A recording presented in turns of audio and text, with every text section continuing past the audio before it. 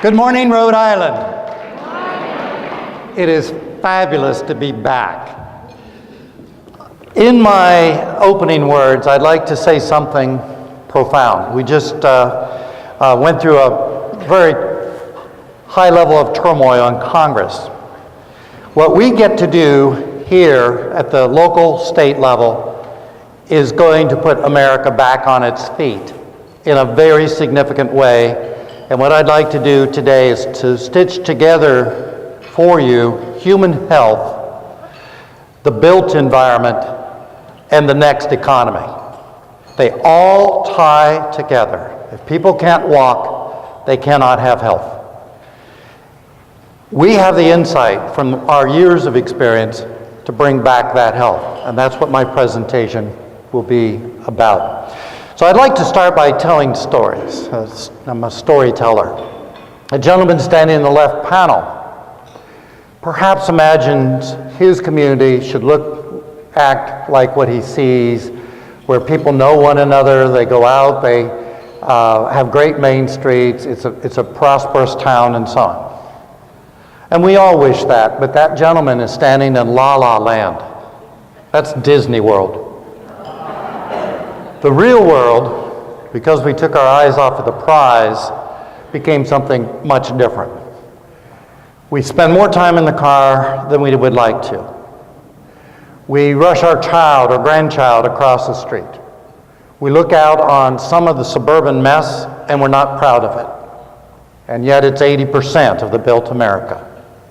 And then we get older, we realize we forgot to ask for a sidewalk.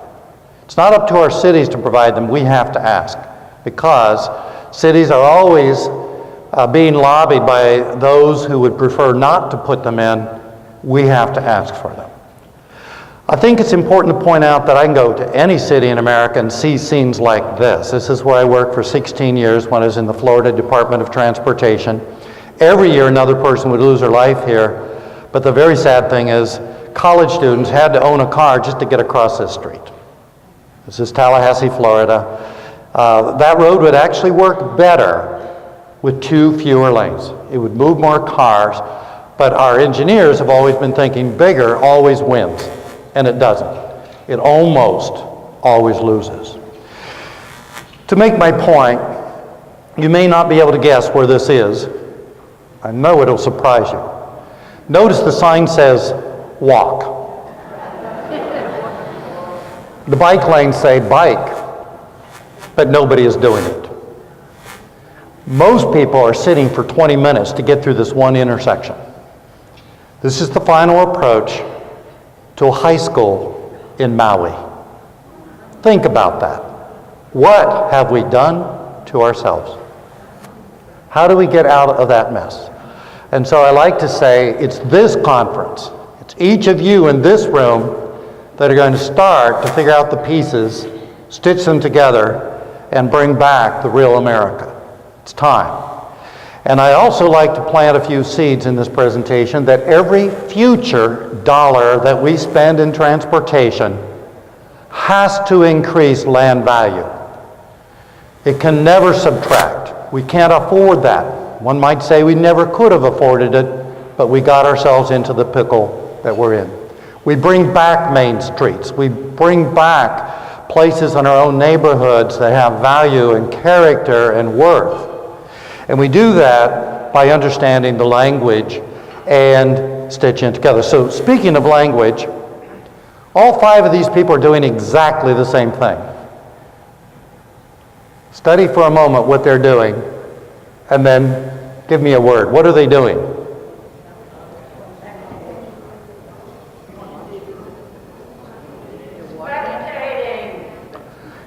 Well, they are. In Europe, we would call that lingering. It's a very positive word. But in our country, that's loitering. We've even reinvented the language when we decided public place is not a worthy thing for us to work on. The Europeans don't have that word loitering. They have the word lingering, and it's a measure of success. We also can look out.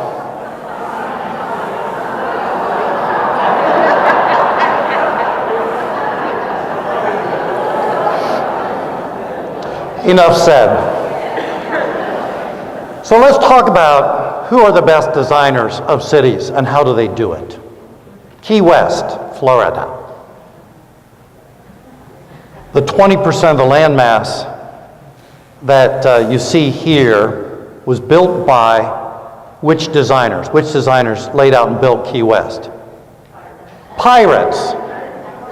On average, how many years of design school did the pirate go to? And that's my point. They use common sense. Keep that word in mind. That's going to drive the entire presentation. And so putting everything at a human scale, walkable, narrow streets, good block form, plazas, churches, everything you see here, this now makes 80% of the money for all of Key West, and yet it's only 20% of the land mass. The rest of Key West looks like this. The streets don't drain. The seawall has not been maintained since Hemingway once walked there.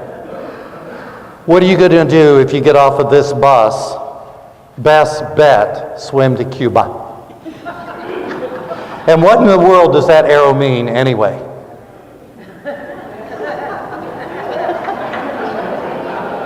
And here's my point. This was designed by standards. Fear of tort liability, whatever reason we can come up with, it's not built with common sense. And therefore, virtually anyone in this room is a better designer than anyone who follows a cookbook.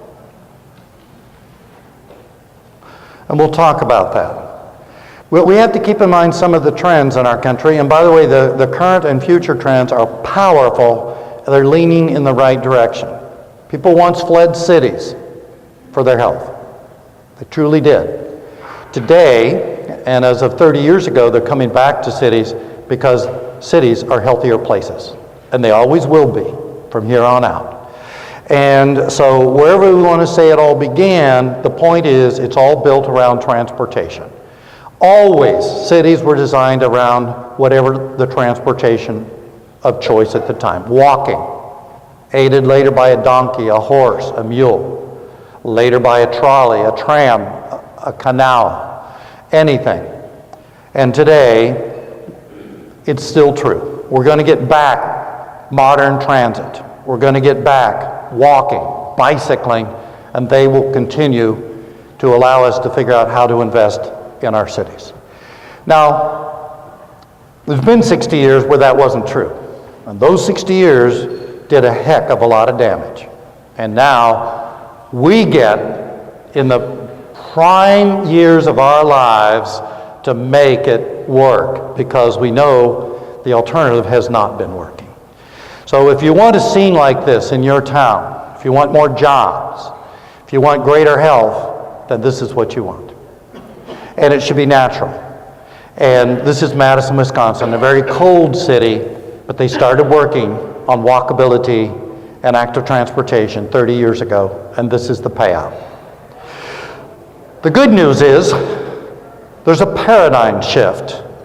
And that paradigm shift, every single thing you see here, and the one I want to focus on is our aging boomers. I'm a pre-boomer. I'm 69.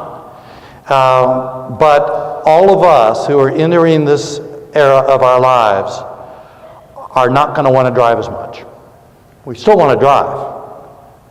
We'll outlive our ability to drive, by the way, 7 to 14 years. If you're a male, 7 on average. If a woman, 14 on average because of medical care and all other things. If we're not building a walkable community, we're not going to have a great end game in life. Now, we also know that our boomers, as they hit the great surge, are not going to want to drive during peak hour. We've been designing everything around peak hour. And this is good news, as well as the millennials, and we'll talk about that more. So I have had the great pleasure for the last 3 years to work in over 40 communities for the AARP. It's a fabulous thing for me to be able to do. I've really gotten into the ability to bring about great change by working with great people, one person at a time who gets it, who's ready to start to bring change in their community. And I want to tell the story of the first community I got to work in. It's called Gulf Shores. It's in Alabama. We were leading a walking audit. It's a powerful tool. And after talking with the group here, we declared this was a great place for a village, so people wouldn't have to walk as far or drive as far or bike as far. Later in that afternoon, I found out that this road was to be transformed into this road, to become a 5-lane road. And so that night, presenting, I showed this image. I said, is this what you want? And I kid you not, sitting in the front row, just off to my left, was the traffic engineer for the town, Kit. And Kit started to cry. I had never seen a traffic engineer cry. So I asked Kit, why are you crying? And she said, Dan, we're at 90% plans completion. They're mixing up the concrete. I said, is that what you want, Kit? And she looked up at me and said, no. I said, then I give you permission to change it. She did. She went to the Alabama DOT. They started over, and this is what they're going to get. This is the power of AARP, right here in one image. You can do this, but you have to bring the community together. You don't want to go to the state and say, let's change it and be alone. You have to have your community with you. Now, there was something else that we were able to do for Gulf Shores. This is a 12 square mile nature preserve. It's a restoration area for nature. It's where the water goes after a hurricane and it's needed, and they cannot tamper with this. So I suggested, you'll never build a road through here, and you still have to have hurricane evacuation. Why not put in a bicycle trail, a walking trail? So I created this image for them. I said, this is what it would look like, but it has to be 14 feet wide. Why did I say it had to be that wide? For vehicles when the hurricane comes. And this now gives us an extra route out of town. Only gets used once every 5 years. We hope only every 20 years. But the point is, we need an extra way out of town when the hurricane hits. And now we can use FEMA monies to build a recreational trail. And truly, this is my key point, is we have to spend money in ways that give us 5 benefits, not 1. That era is gone. We have to use monies more effectively. One of the next projects we worked on for AARP is Mound Bayou, the first all African American community in America. In fact, the former slaves were ready to break free before the Civil War started. And this was the town they would have founded. The war occurred, they then left, and they're very proud to have created this community. It's got some of the greatest history in America. They could not get medical care. No one would give that to them. So they built their first hospital, their own hospital. And then no one would insure them. So they formed their own insurance company. When people wanted to go, say, from New Orleans to Detroit, there was no place they could go to the bathroom in America. And so this town opened its doors, its restaurants, its lodging. It's Mound Bayou, and when we went and worked there, they didn't have high hopes for anything, but they wanted to remember their history. So we helped them do that visually to bring back the heart, the center of their town. And the project they built is incredible wayfinding and historic markers to celebrate the greatness of their people working together for a long, long time. So let's get into the nitty-gritty. I'm not a person that likes to get into lots of technical things, but I think you're going to see that building a walkable community, again, is still about common sense. If you want to walk, you've got to have fine-grained streets. You can't have cul-de-sacs that just go on forever. You need places to go to. That means big is not good. We need small grocers, green grocers, and little markets and so on. So if you follow these basic rules, you've got a walkable community. And Providence, as an example, is a very walkable community. Diane gave me a ride through, I think, what was over 120 neighborhoods, Diane? A lot of neighborhoods, yeah, yesterday. And we're going to go out some more today and enjoy the day. But the point is, if you evaluate your own neighborhood, wherever you live, this is what you should be looking for. But this is what we built. And just take one concept, street connectivity. If your streets don't connect, it looks like the picture on the bottom. You can't walk. You might walk up and down your block, but you need street connections. You need the right block pattern in order to walk. So, why do I do what I do?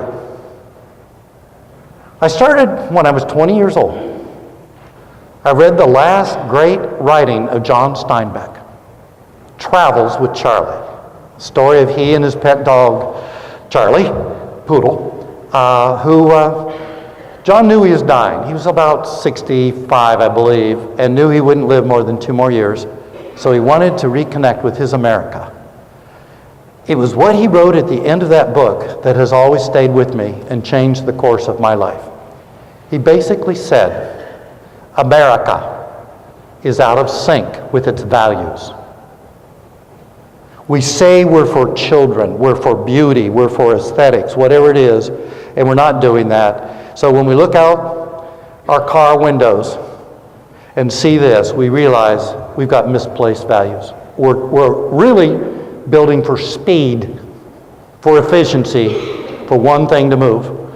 So I celebrate all of you working together to get the complete streets going. And to understand what they mean, and I'll explain a little bit more, it's not going to cost more money. It's going to set a new economy that's more affordable. And that's the point. To have sidewalks, to have bike lanes is not expensive. We already own the right-of-way. We're not going to do anything extraordinary. So let me give you a picture of what I think walkability is. It's not sidewalks, although that's a part of it. It's having a place to walk to in your own neighborhood that you can join someone for lunch or for breakfast or whatever. It's having homes the right size, the right scale, and the right location so that you can afford to live in a place that's got what you look for. It's taking on a project. Now, I'm going to call this a complete street when you see the next image, this one. So it starts as this. Notice the buildings are there. The street's already there. The right-of-way's there. All you do, and this could happen over a weekend, is people come out, they strip off the old asphalt, and they bring back the original fabric, color, pageantry of the brick streets. And that's truly a completed street. And again, it can happen with a work effort of volunteers. And in this case, that's Victoria. Now let's talk about also what is walkability. Now, this scene is a typical street in a lot of neighborhoods. Notice it has a sidewalk.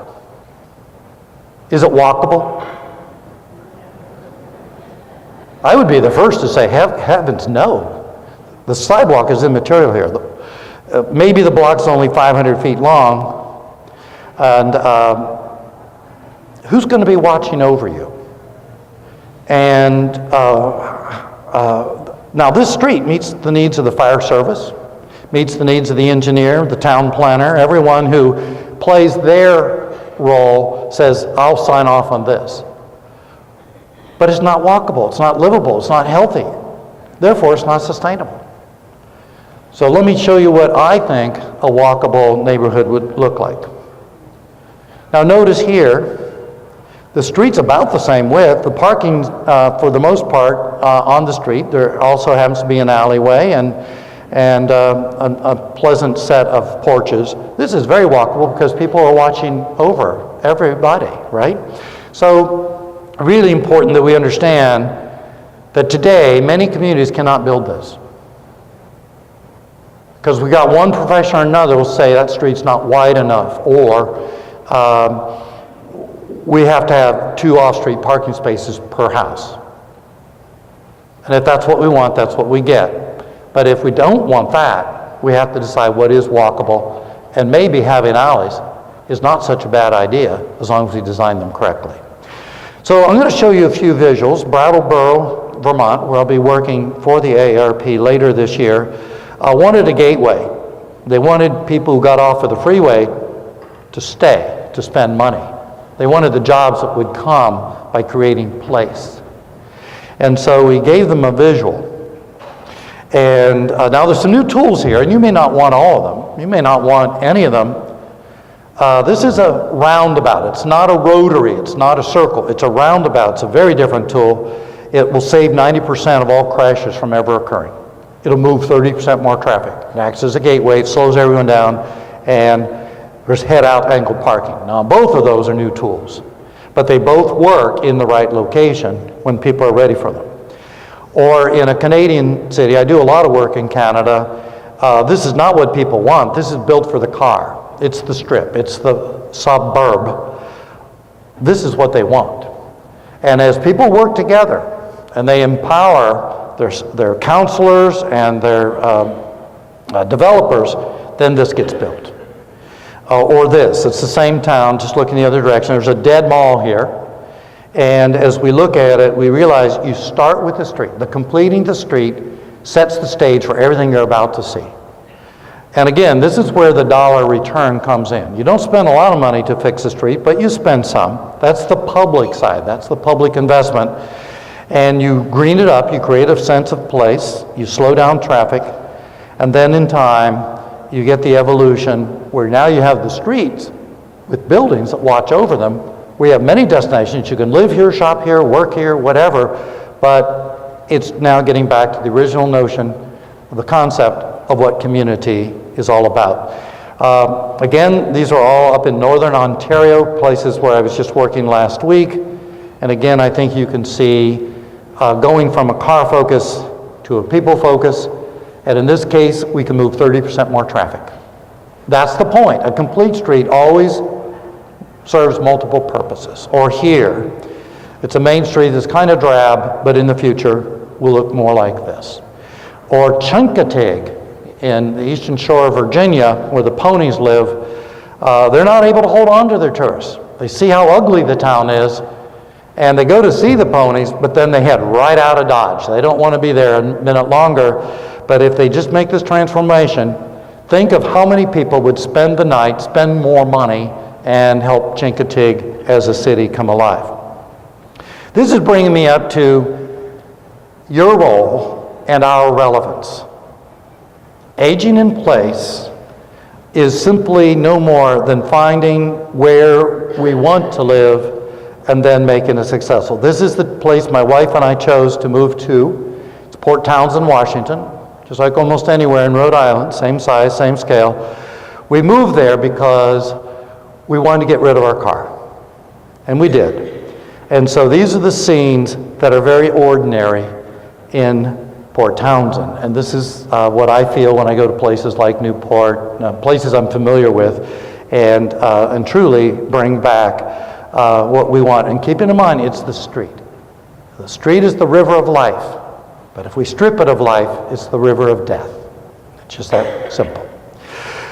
Let me tell a few more stories. On the bottom, you see the great-grandfather at age 8 walked 6 miles to go fishing.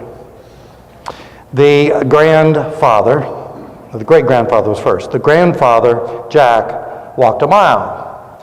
And then the mother, Vicky, age 8, walked half a mile. And the son, Ed, at the age of 8, can walk to the end of his block. What have we done to ourselves? And then, how do we get it back? So, it's those of us in this room and those we know to influence that are going to bring it back. These are our greatest years, and we need to be most productive in getting the concepts back. And so I want to start with human health itself. Human health, if you can think back, there's never been a time where you did not want to walk. This is my grandson, Jack. About a week later, he could walk on his own. Today, Jack is 6. He bicycles 2 miles to school every day, and he's very proud of that. And as a senior, the last thing we want, even if someone is there to assist us, we don't want to give up on walking. You give up on walking, we're giving up on life. Now, we can go back to Socrates or anyone who way back was helping invent medication and medicine. There has never ever been a better prescription for human health than walking. Even if we're on medications, we can lighten the load by walking and making walking natural again. That's what we're talking about. But walking is a little more than having a sidewalk. Let's assume this neighborhood is one you live in. You could always put in the sidewalks and the crossings. That will help. You can put in the trees, but it is not until your town code calls for buildings to watch over the street that you finally feel secure and will walk there. Now, it's a fairly simple concept, but how many of our town codes are written just backwards? And this is what we're really going to need to straighten out in time so that we can give ourselves this gift. We can see the difference. International Drive in Orlando looks, even to this day, like what you see in the upper scene. This is meant to be a front porch for the world, and yet it's not up to what it should be. The lower scene, which is in New England, West Hartford, Farmington Avenue, is a great street. And here you see it up close. This is why people go there. Even on a rainy day, the trees will accept the water and keep the sidewalks dry. And now I want to come real close to home to Rhode Island, to Newport. Newport, a long time ago, looked like this. And this is a well-connected street pattern. It has the right block form, the right elements. And this is walkable. Everything was built for a purpose here. It had a railroad. It had steamships. It had everything. This is what it looks like today. Same scene. Now, it's not as bad as most places I work in. It's a lot better. But think about the things we've lost. We have open lot housing. We tried to bring in the suburbs to downtown. That's not a good idea. We created super blocks. We put in parking garages in not the worst location, but I think you can see any town's success is tied totally to how many mistakes did you not yet make. Stop making mistakes. Every time you work with your community, make sure you're heading in the right direction. And right now, I'm the first to say, and I believe it's called America's Cup is the road. Take it down to 2 lanes, put in roundabouts, and you'll move more traffic. And now people can walk freely across the street. Now you need the engineering, you need the math, but my eyeball says you move your traffic better if you weren't just stacking it up the way you are today. Today, the pedestrian is an impediment. You want people to park as soon as they can and not have to drive from place to place. And once you do that, it will work a lot better. But it's something you get to do. It's not something I get to do other than to say, I've looked at it, it looks on paper at least, that you can make this work. Meanwhile, keep adding to that placemaking. It's a beautiful community. It's one of my favorites in the entire nation. And as I get to walk later today through Providence, I know I'm going to see many of the same scenes. I'm going to fall in love with almost anywhere. I love the way you celebrate history, the culture, the quiet, the tranquility. I think in a given day there are over 1,000 weddings taking place. Am I right about that? I mean, people go there for a reason, and they come back for their anniversaries for a reason, and they bring their grandchildren there for a reason. Because a lot of love went into its original concept. Now, I declare Thames Street as a great street. Probably no more than 100 in America right now, but this is a great one. And we might say, well, looking at this as an elder, it's got some challenges. Yeah, every street does. But this one buffers the traffic. It puts eyes on the street. It gives us constant new variety. And even an Army-Navy store, which you typically only see out in a suburb, kind of fits in here because they were very tastefully thoughtful about what their appearance should be. There are a lot of little alleyways and elevation changes that have been enhanced. They're not perfect. Notice the wire fencing and things like that. This is still ready. It's organic, and it can be altered over time, but my walks in Newport have always led me to a very high level of comfort for what an ultimate community should be, where people know one another, where we celebrate our history, where we understand the importance and the relevance. We put the trees in a way that doesn't block the sidewalk. This is a very, very well crafted. We celebrate our history, and we do all the things that truly help everyone keep the blocks, the intersections tight and narrow. Notice even the brick that you see here in the street is keeping the motors from going around this turn too fast, and yet will allow for that very rare, very occasional large truck that needs to make that turn. This is very thoughtful design. Now, a few more points. We're all totally tuned into the cost of health care. For years, we only said, well, let's just try to find an affordable way to provide the services because people are going to get sick. All that's changed. Today, the goal is to keep people well. And that's what this whole presentation's about. Notice, by the way, two things on this bar graph. First, that's the per person cost of health care in America today. On average, $15,000 per family. We can't afford that. But the lower chart is the one that frightens me the most. It's the rising pace at which our health care costs are going up. We can bring these way back down. I'm working on a program where we cut the health care costs for an entire community 40% because we made it an active living community. There are many reasons why we need walkable communities. People need to be out. They need to socialize. We are way over prescribing depressive disorders. We're not just doing it for our seniors. We're doing it for our children.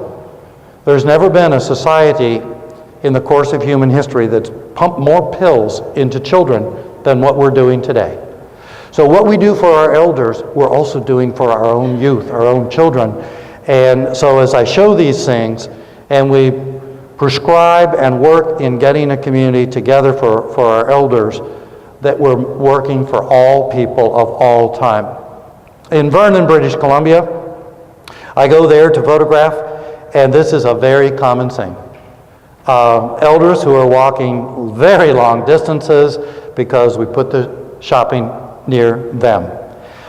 In Victoria, British Columbia, the same thing.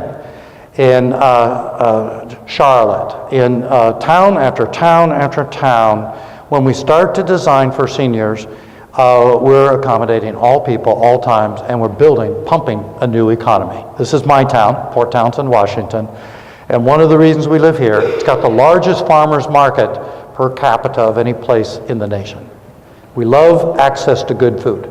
We need to get back green grocers, but they can't come back if all we do is set our scale for the big box stores. And yeah, we might save some money, but we're really costing ourselves something that's very dear to us. By the way, when I look at what's a walkable community or a sign that you're coming back, this is one of my favorites. You're just looking for some shade, you roll into town, you get free Wi-Fi, you kick off your shoes, and you're a happy camper. So you work for a better community, this is what you should see in time. And certainly this, that your grandparents come back. Maybe your children went off because they got good schooling and the only jobs are in some big city, but maybe you create the placemaking so that your grandchildren now live where you do because it's a smaller town or smaller scale. You see scenes like this, and by the way, I always say the coffee houses are an indication that life is coming back to a community. Now here's the good news, and there's a lot of good news. Americans are getting tired of driving. Indeed, what they celebrated 3 weeks ago now in the Sunday Oregonian, Portland newspaper, is that this chart that you're about to see unfolded is absolutely real. So somewhere around the 2004, that upward climb that was going on forever on peak vehicle miles traveled in the mega billions of miles broke. It had nothing to do with gas prices. Had nothing to do with the economy. Indeed, as we go further out, you see the pre-trend on top.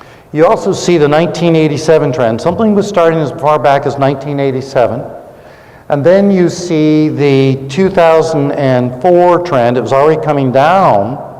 And then you see the post-2007 trend. It's coming down even more. And then you look at the millennial generation.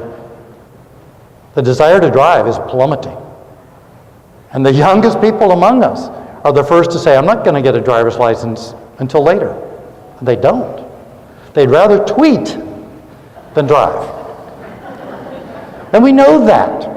And so just taking one theme, communication, used to look like what's on the bottom. Today it looks like what's on the top.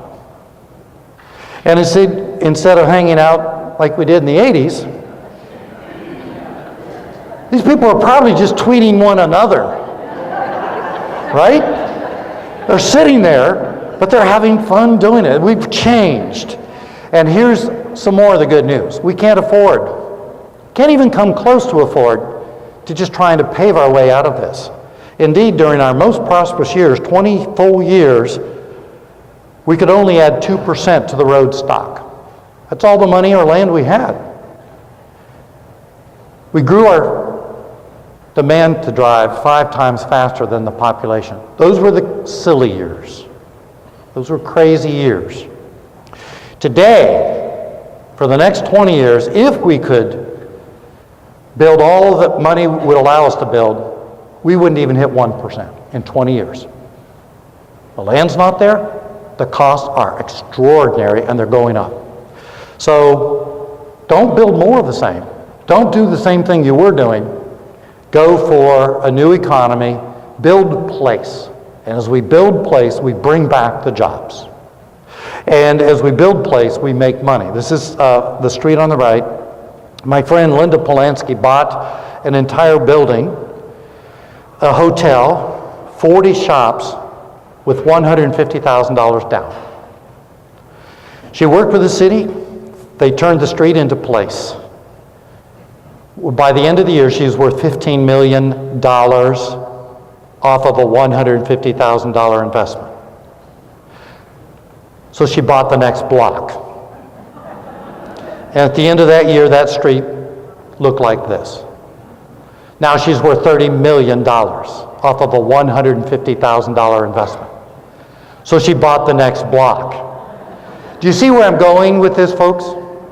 This is the start of South Beach.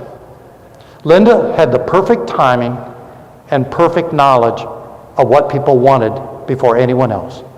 And she retired with $45 million off of a $150,000 investment.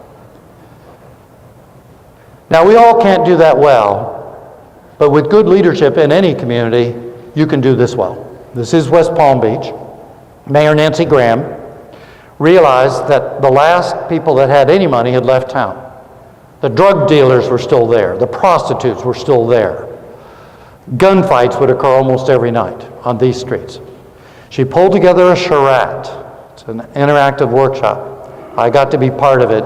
6 years later, this is what it looks like. I'm here to share with you that once people start working together, we can resuscitate almost any place, but we have to be thoughtful. Now, they took out 17 travel lanes in a town that was already dead. And the traffic engineers said, take out 17 travel lanes, this town will die. It was already dead. You can only do better, but by building place, traffic works better. Because people don't drive as far. Another street in West Palm Beach, you can see we took 5 lanes down to 2. And when we did, because the pedestrian doesn't need to take as long to get across the street, we can award more green time to the through traffic. So traffic works better with fewer lanes in this case. But here's the dramatic result. 5 minutes either side of a walk for 2.5 miles along the corridor. Every home went up in value $110,000 in 1 year. Build walkable communities and you get back your economy. I had to tell the story of Hamburg. This is Hamburg, New York. And we took this street and we did everything that the engineers didn't want us to do. We narrowed the lanes. We put in 6-foot parking lanes, but look what we also put in, a buffer, a transition, so you can get safely in and out of your car. Now, that's not wide enough for a bike lane. And, but what we did is brought the speeds down so low through the design that the bicyclist is actually going slightly faster than traffic. We took out every traffic signal. One more will come out. 4 signals went out, roundabouts went in. And now I think you can see it. So the question you should ask is, well, what about when a big truck is parked and another big truck comes by? The lanes are only 9 feet wide. We broke another rule there. This is a major truck route. This is a New York DOT road. And here's the worst case scenario. A truck is making a delivery, another one comes by, big deal. We still accommodate every vehicle. This is a completed street that is now rated number 2 in America by the American Association of State Highway Transportation Officials. But the better news is this town, instead of pulling 9 building permits per year, is pulling 99. It's a small town, and all merchants are making at least 30% more money. More businesses are moving in. This town used to be rated number 12 out of 12 villages. They're now rated number 2. They put on more events every year than anyone else in their entire regions. They use new tools. This is a roundabout fitted in a tiny, tiny space, and it works. We really struggled to get this one in, but it became part of the answer. It's more friendly for pedestrians. Instead of crossing 40, 50 feet, 60 feet sometimes, you're crossing 12 or 14. These are brand new buildings. You have places to go to now, and the traffic's moving better. And I think the whole point is, this is an era of brand new tools. It's an era of new excitement, new inspirations, new innovations. Things that were born in America, like the roundabout, have come back to America after growing up in Europe. We're now talking about, what do you do? What do you take home from this? You could pick any one of these. You could pick dozens of others. And if all you do is show up to celebrate the victory, great. But if all you do is learn a little more about a topic so that you can keep your community focused and or come to a training orientation, whatever you do, there's a role for you to play. I want to also close with this story. Where is the future of our nation? A week ago, I was in Bend, Oregon. Not a large town, small place. And I watched these children walking by with some school teachers. And every once in a while they'd stop and they'd draw. And they get up and they move and they stop and draw. And I asked the teachers, what are you teaching the children to do? And they said to me, Dan, these are the future designers of our cities. These children are learning how to design a city. We can do better than just have pirates. We can have our own children, and it should be the grandparents that lead these walks, because we know how to make things work. And I'll close with just a few other final messages. America's happiness has been flatlined since the Depression. We are no happier today than during the Great Depression. There was a blip of happiness in the 60s. We don't know why. But Alexander von Humboldt understood that happiness depends more on how we embrace things than the things occurring around us. We are in charge of change, and if we are in charge of change, we have the purpose in life. Not only do we live longer, we live happier. Thomas Jefferson and Alexander von Humboldt used to hang together. Whenever the clipper ship would sail in, they would get together for a day, a weekend, a week. And Tom Jefferson really nailed it. If we're to have a working democracy, we have to have an informed public. And that's where the goodness of your organizations and your efforts will help anchor the future. And just to share with you how challenging this is, the street on the left, I'll unfold it completely. The Michigan DOT, realizing in Sault Ste. Marie that they needed a sidewalk, went in to offer a sidewalk on the left-hand side, which is the side everyone lives on. 300 people showed up to kill the sidewalk on the basis that they're rural. They want to look rural. A sidewalk's urban. Folks, we have to get over this. If we need a sidewalk, we need a sidewalk. If we need trees, we need trees. We don't need people thinking what rural is.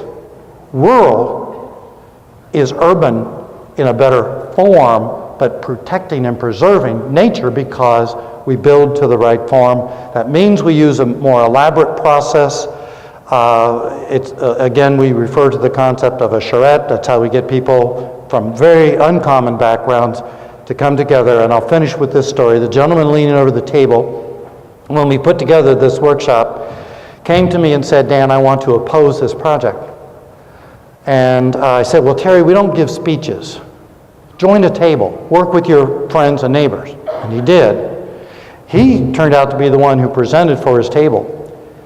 And he became convinced, working with his friends and neighbors, that building this road better to make it a complete street was a profoundly great idea. He sold the concept, not only in that room that day, but to the Rotarians and other business groups. And he went on to defend evolving and developing other streets into real place. And Terry became a hero from the town because he came to listen and learn. And with that, folks, I want to thank you profoundly from the depths of my heart for allowing me to be here as your keynote presenter. Thank you so much.